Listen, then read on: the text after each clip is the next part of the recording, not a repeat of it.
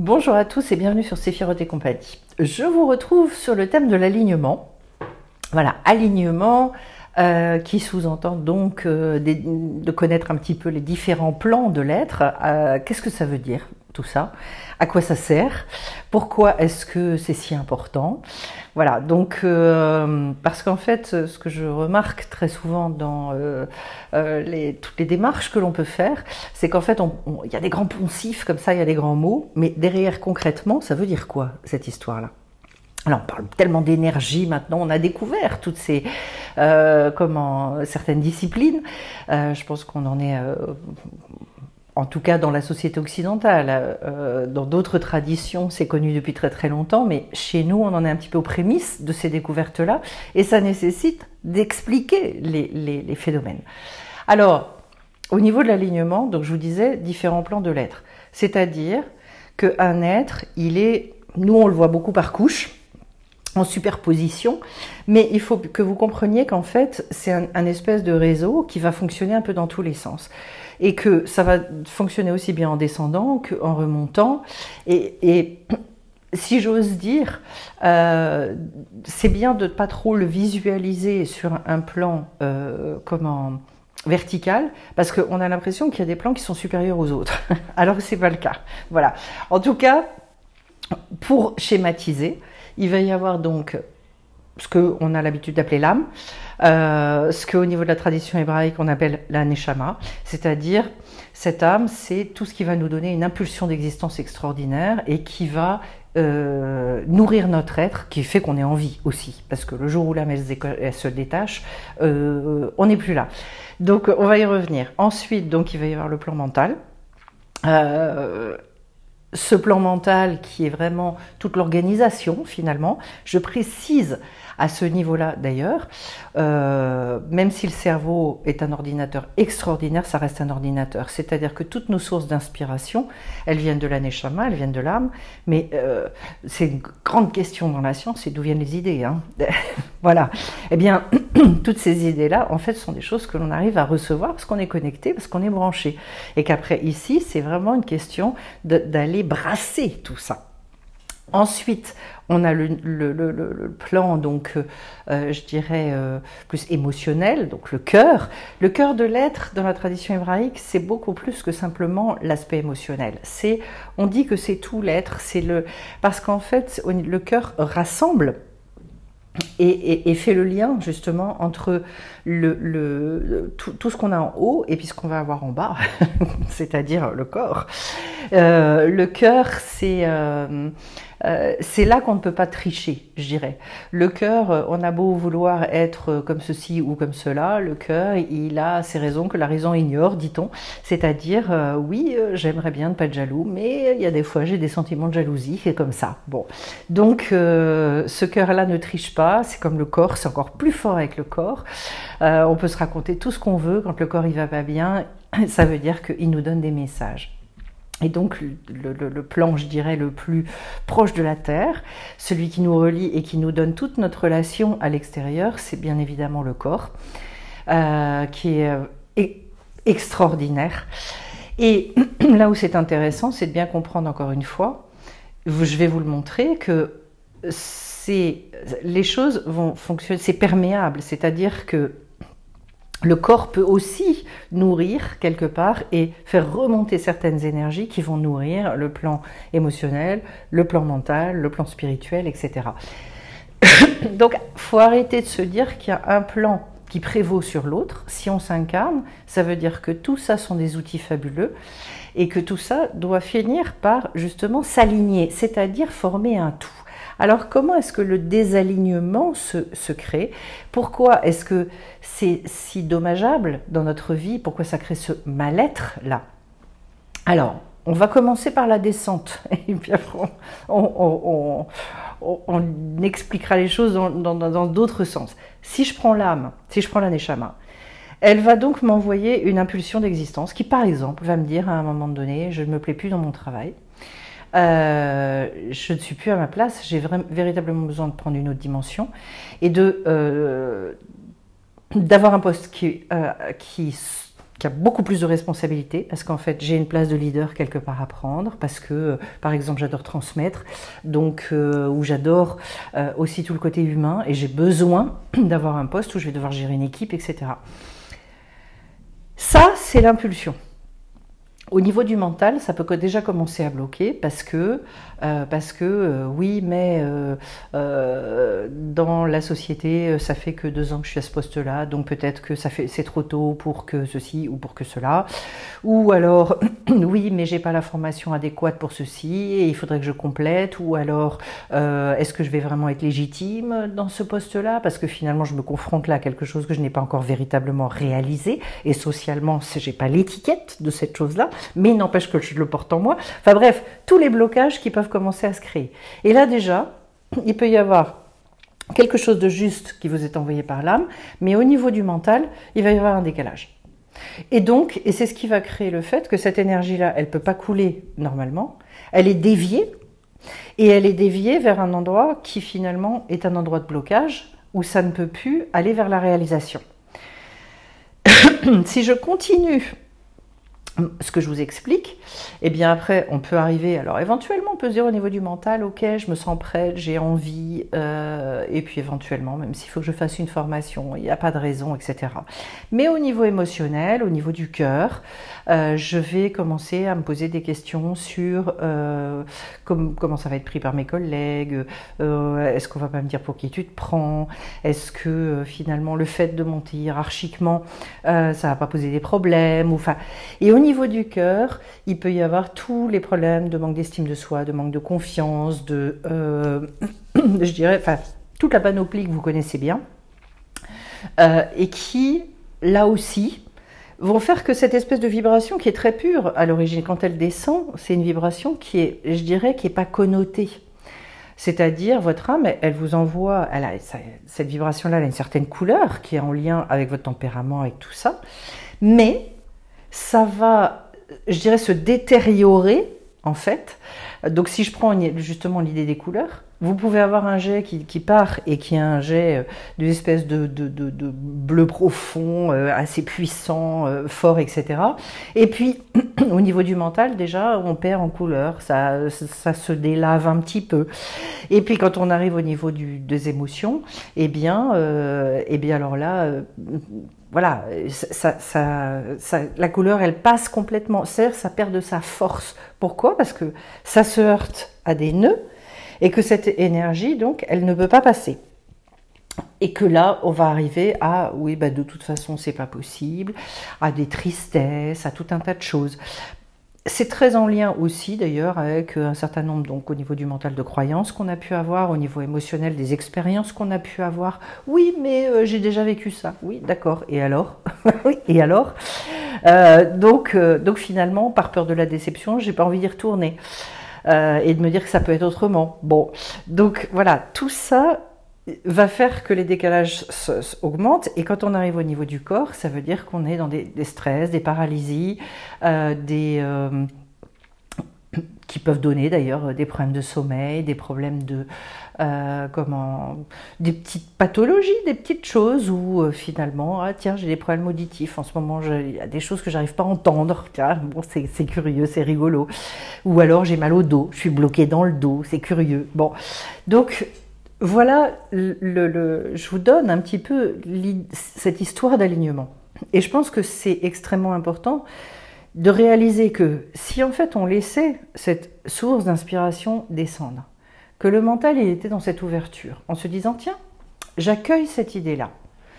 Et je me rends compte qu'effectivement, j'ai un certain don de leadership, j'aime transmettre, j'aime gérer les équipes, fédérer, etc. En fait, oui, j'adore organiser ces choses-là, que finalement, quand il y a des conflits, je ne suis pas mauvaise pour faire en sorte que le dialogue revienne, etc. Et puis après, j'arrive au niveau du cœur, et là, je m'imagine dans la situation, et je me dis, mais en fait, je ressens énormément de plaisir à l'idée de faire ça. Vraiment, c'est quelque chose qui me met en joie, ou ça je dirais, ça vibre. Je sens un peu des papillons dans le cœur et je me dis, ouais, c'est vraiment quelque chose que j'aimerais beaucoup. Et puis, si je continue à écouter ça, en fait, dans mon corps, je ressens une espèce de force, une espèce de calme, quelque chose de tranquille, mais avec une énergie extraordinaire qui me dit, mais oui, mais en fait, ça me donne envie de me lever le matin, ce truc-là. Voilà. Et donc, et du coup, ça me donne l'énergie d'agir, d'aller réaliser ce truc-là. Quand je suis complètement alignée et que j'arrive à écouter, je dirais, laisser couler, et que tout ça, tout le monde est d'accord à tous les niveaux, le corps, le cœur, le mental, l'âme, tout le monde est OK. C'est ça qui fait que finalement, je vais beaucoup moins fatiguée. On pense très souvent qu'on est fatigué parce que par manque de sommeil, parce que c'est physique. Là, allez, je vais être gentille. Je pense que 90% de nos fatigues sont des fatigues mentales, sont des fatigues qui viennent ou émotionnelles, sont des fatigues qui viennent de blocages où on lutte à l'intérieur de soi, sont les conflits intérieurs qui font que finalement il y a une mauvaise récupération même dans le sommeil. Et c'est pas le fait d'avoir 10 heures de sommeil qui va arranger quoi que ce soit, parce que des fois la qualité du sommeil n'est pas au rendez-vous. Donc en fait, voilà, l'alignement il est là. Je vais prendre les choses à l'envers et je vais vous parler de la danse, parce que je pense que c'est quelque chose qui... c'est très juste comme image. Si vous me dites, en fait moi j'adore danser, vous allez, en partant du corps, quelque chose d'extrêmement physique, charnel, des fois sensuel, etc. Vous allez pouvoir nourrir et régénérer et susciter énormément de joie au niveau de votre monde émotionnel, dans le partage que vous allez pouvoir vivre avec l'autre, dans le fait, par exemple, de réussir à exprimer avec son corps tout un tas de choses, des fois qu'on a plus de mal à dire avec les mots, par exemple. Et ça va venir, je dirais, créer une espèce d'ouverture au niveau du chakra, chakra du cœur, là, ça diffuse complètement. Au niveau du mental, ça va s'alléger, les choses vont se simplifier extraordinairement, il y a des questions qui vont plus se poser, il y a peut-être des envies qui vont naître, voilà. Et puis ça va venir aussi nourrir le côté spirituel. Pourquoi ? Parce qu'en fait, l'énergie, c'est pas l'énergie qui descend et puis plus rien. Et ça, c'est le gros problème d'ailleurs. Quand l'énergie elle descend et que finalement il ne se passe rien, et qu'il ne peut pas y avoir le circuit énergétique de ça descend, ça remonte, ça descend, ça remonte, et bien dans ces cas-là, l'énergie inutilisée vient faire un effet cocotte-minute, c'est une sorte de trop-plein à l'intérieur. Donc tout ce qui m'a été envoyé et que je n'ai pas exprimé, mis à l'extérieur, va générer des frustrations, des déceptions, de la tristesse, des fois de la colère, enfin voilà. Et vous comprenez bien qu'en fait on n'a rien à garder. Logiquement, on doit tout accueillir et redonner et refaire glisser pour avoir sans cesse une énergie nouvelle qui recharge en permanence, d'autant plus que normalement, comme on se renouvelle tout le temps, l'énergie stagnante, une énergie qui n'est pas utilisée, au bout d'un moment, elle n'a plus rien à faire là. Elle ne correspond plus à notre nouvel état d'esprit. C'est pour ça qu'on est en renouvellement permanent. C'est pour ça qu'il y a des cycles lunaires. C'est vraiment pour nous apprendre que, et normalement, et c'est un des commandements de la Torah, c'est-à-dire, en fait, c'est d'ailleurs le premier commandement, c'est très très marrant, qui est donné aux Hébreux après la sortie d'Égypte, c'est de fêter les renouvellements des lunes, les nouvelles lunes, c'est-à-dire déjà tous les mois, sache que, allez, tu dois repartir sur autre chose, tu dois repartir sur une nouvelle énergie. Donc c'est extraordinaire, et ce sont des rendez-vous une fois par mois, mais logiquement, on est censé se renouveler tout le temps. Je dirais à chaque seconde, disent les sages. Bon, ce sont des niveaux extrêmement élevés d'arriver à ça, mais sans cesse, on est un être nouveau. Et donc, en fait, ces énergies-là, vous comprenez que quand je parle de perméabilité, l'un va nourrir l'autre. Il y a des fois, c'est le niveau émotionnel qui finalement va libérer le mental. Il y a des fois, c'est le mental qui va pouvoir faire que je vais pouvoir m'autoriser des choses. Si je libère et je m'autorise au niveau du mental, mon corps va plus agir de la même manière. Il y a des fois, c'est le côté spirituel qui va venir opérer des compréhensions au niveau du mental ou des guérisons. Bref, il y a une espèce d'échange en permanence. Quand les décalages s'opèrent, eh bien, l'énergie ne coule plus. Et c'est là que finalement, il y a cette espèce d'énorme fatigue qui arrive, d'épuisement, de mal-être. Donc, est-ce à dire que cet alignement, on ne peut pas le travailler uniquement en énergétique? Si, parce que, et d'autant plus qu'il y a des fois, quand on travaille, des fois je travaille sur les soins du jeudi soir sur les chakras, la roue des chakras, elle peut tourner à l'envers, par exemple, à certains endroits, où elle peut créer une espèce de coupure, où ça passe mal, donc effectivement le haut et le bas sont coupés. Ça, c'est épuisant. En règle générale, s'il y a une coupure, soit avec le haut, soit avec la terre et avec le bas, on se sent épuisé, on n'arrive plus à avancer. Donc, puisque de toute façon, nous sommes des êtres qui vraiment ont ces deux reliances-là. On est des êtres à la fois spirituels et à la fois incarnés, donc dans la matière. Et la matière, elle est très lourde. Si c'est coupé en bas, ça veut dire, comme je vous l'expliquais, que toute l'énergie va venir s'accumuler, effet cocotte-minute, fatigue, épuisement, colère, etc. Et si à l'inverse, c'est branché en bas, mais que c'est coupé en haut, ça veut dire que toute la source d'énergie qui doit vous arriver, alors c'est jamais complètement coupé, mais disons que c'est très voilé, et donc ça pénètre, mais avec difficulté. Ben, le résultat il est pareil, c'est qu'on a énormément de mal à faire les choses, tout est lourd, c'est compliqué. Voilà, ça peut créer d'ailleurs des espèces de perturbations, de doutes, de confusion mentale, rien n'est jamais clair, je remets tout en question, je remets tout en cause, etc. Je peux avoir des maux de tête, bon, enfin bref. Donc l'alignement, c'est le jour où tout le monde est d'accord. C'est-à-dire qu'en fait, cette impulsion d'existence, les idées qui me viennent sont parfaitement acceptées, intégrées dans le mental, intégrées dans mon monde émotionnel, et mon corps, il profite de cette énergie-là, et après, il avance avec ça. Ça, c'est fabuleux. Ça, c'est, je dirais, la situation idéale. Est-ce qu'on vit totalement aligné tout le temps? Non.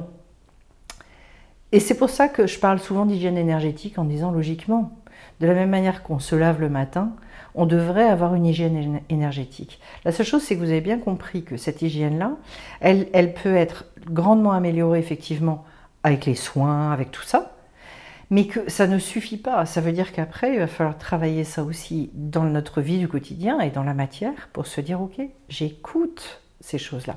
C'est-à-dire que plus on arrive à vivre en conscience avec ça, et plus finalement on accède au bien-être. Et surtout on va débusquer, parce que quand on est vraiment à l'écoute de ça, eh bien on va débusquer là où ça coince. C'est-à-dire, ah oui, donc j'ai bien reçu ce truc-là, je l'accepte dans ma tête, mais au niveau émotionnel, là il y a un truc qui coince. Donc je peux aller guérir quelque chose. Donc c'est hyper intéressant. D'autant plus que la vie n'attend que ça. Si on nous envoie ces choses-là, ça veut dire qu'on est prêt à les vivre. Et donc elle va nous montrer les endroits où on doit guérir pour que cette énergie-là puisse s'exprimer. Voilà. Je vous transmets ces choses-là parce qu'en fait,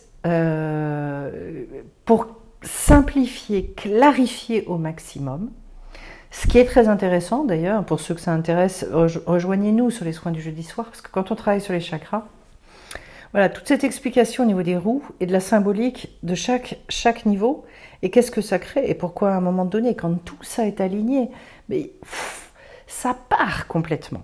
Et c'est un travail d'ailleurs qui peut se dupliquer sur différentes problématiques. Vous arrivez avec une problématique, quand notamment on fait le travail sur les lunes, le renouvellement donc des lunes, eh bien extrêmement intéressant de travailler la lune en reprenant chaque chakra autour d'une problématique pour se dire, tiens, sur ce mois-là, c'est ça, cette énergie-là qui est bloquée que je décoince et que je débloque. Et je peux vous dire que quand on fait ça régulièrement, c'est incroyable le nettoyage qu'on opère au bout d'un moment. Et les libérations, et à chaque fois on se dit après, mais comment j'ai pu vivre comme ça? Enfin, voilà, les transformations sont là, elles sont réelles. Donc extrêmement efficaces, on va dire. Voilà, j'espère que ce que je vous transmets là sur l'alignement, c'est quelque chose qui vous parle, qui est maintenant clair pour vous. N'hésitez pas à poser des questions si vous avez besoin de poser des questions. On peut en reparler durant les lives également. Et puis, je précise, puisqu'il sera encore temps, que donc la prochaine rencontre informelle, sont des rencontres offertes, hein, a lieu, donc, je regarde, oui c'est ça, le 16, donc c'est samedi prochain, c'est 9h30 ou 10h je crois. Rencontre informelle, donc à 10h sur la mission de vie. Qu'est-ce que je dois faire dans ma vie? Qu'est-ce que c'est l'incarnation? Vous pourrez poser toutes vos questions. Si on n'a pas ces bases-là et si on n'a pas ces bases de connaissances, c'est compliqué pour se fixer des objectifs, pour se lever le matin, donner du sens à sa vie, etc. Donc si ça vous intéresse et que vous êtes en demande de nouvelles informations, eh bien rejoignez-nous. Je vous envoie un lien Zoom. L'inscription se fait en m'écrivant par mail. Voilà, sur sephirotetcompagnie@gmail.com. Je vous embrasse tous et puis je vous retrouve, je crois qu'il y aura, oui, un live demain. Voilà. À très très vite. Demain ou non, c'est la semaine prochaine. À très très vite sur Sephiroth. Bye bye.